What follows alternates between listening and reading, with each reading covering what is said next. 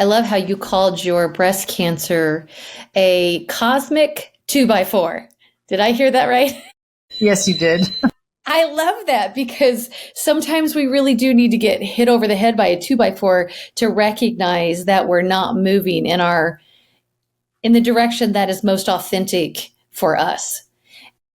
Um, what's the thing? If you listen to the body whisper, you'll never have to hear it scream. But we often do not listen to the body whisper. You guys have heard my story. I just decided to plow right over that limit and then keep going and going and going. And I knocked myself out of commission. I mean, I had adrenal fatigue so bad I couldn't get off the couch. I literally was horizontal for like 9 months, because I just didn't listen to, that cosmic 2x4. Hell, I was ignoring the 2x4 and I had to have the whole thing collapse down on top of me. And so I love that that's part of what you do in your coaching. And one of the things that I want to point out here for our listeners is that our coaches do what we do for you, we follow for ourselves. Shannon just said, Courtney has coached me. And Courtney just said, I have a therapist and she's become my coach. We value that connection to somebody that's going to be a sounding board, they're not going to tell us what to do. They're just going to give us a space to figure it out ourselves. A sounding board seems like it's not help me out, guys. There's a better word for it, because what a great coach does, and what I know Courtney does, is that it's not just listening, it's actually allowing that person to little by little discover themselves, and what their journey is going to be.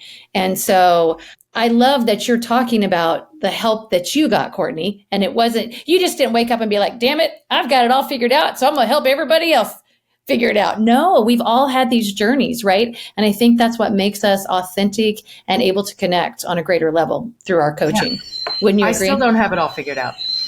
I'm figuring it out as I go. My God. Yeah. What do they say? I'm building the plane as I'm flying it. That's how I roll. Because if I wait for everything to be perfect, I'm going to be waiting my entire life. So you just step out and know it's going to be good. And I can say this because I have been practicing this for decades, knowing that the universe has my back. Do I fumble sometimes? Yes, I did. Maybe about 6 weeks ago, 4 weeks ago, I just had a major meltdown and I just went into just this negative space and just super, I had a very large scarcity mindset. And I was so grateful to have therapy that day. And she was like, all right, you've got to take your thinking from your brain and move it into a heart-centered way of thinking. Because my intention this year is to lead with love. And I don't know if I've told some of you this before, but I remember when I was a kid, I felt all of my thoughts came from my heart. That's where I thought all my thinking was. Like that's where my brain was in my mind. And I remember asking someone, where do thoughts come from? And they said, your brain. And I felt it move. And I've been trying to get it back there this whole time. Like, I really liked thinking from here. And I believe when we can all get back to thinking from here, this earth is going to be something else. It's going to be a multi-dimensional plane of sparkles and rainbows.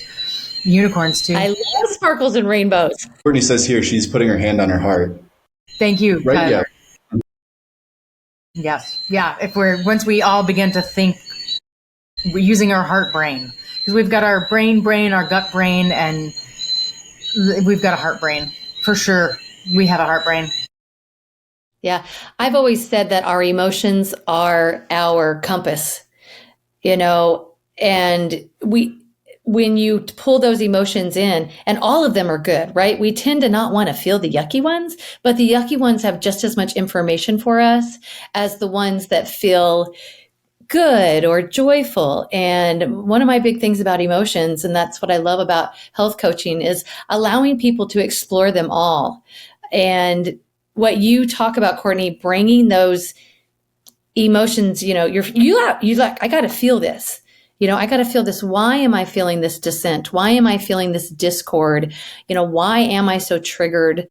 Whatever it is, and to explore them instead of just kind of push them aside and being like, okay, I'll quit bitching and let's talk about what I want to do. And I want to go back to your bitching because that's usually a big indicator of what direction we might need to go. So I love that that's a focus for you in your coaching, practice and what you do.